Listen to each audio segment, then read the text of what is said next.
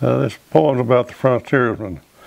He knows the West like the back of his hand. He's covered about every mile of this land. He was the first one in after the Alamo. He took a musket ball at Shiloh. He was the only man after Boone to kill a bear with his knife. You can tell it by his scars had almost took his life. He could have saved Custer at the Horn if he had been the guide. He said all he had to do was go up the other side. He and this man they called Wide Earp. They rode across the west, stirrup to stirrup, staying the west of outlaws as they went through, making it safe for people like me and you.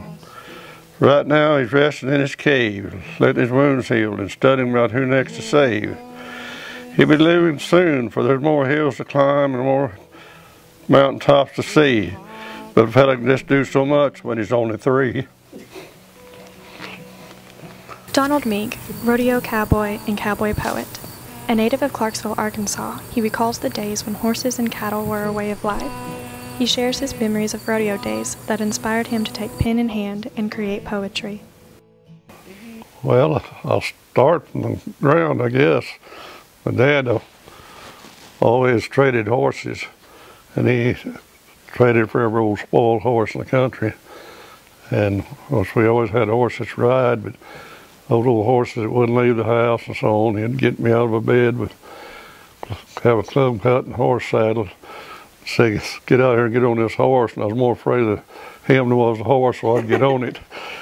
And we'd have some terrible battles, but I'd get the horse to where we could ride it and somebody else could ride it. He'd trade it off for another just as bad. We just roped and done everything on horses that had traded for. They just to ride, but there's nobody else had any good horses either. And we started riding more horses and bulls, and bulldogging come by. Come along and decided we need to get in that. And we got the bulldogging, and Dale was in the calf roping.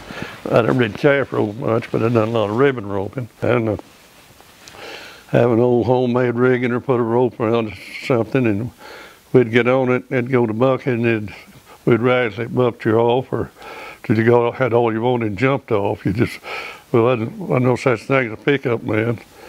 But then just big old colts mostly, but some of them would buck pretty hard.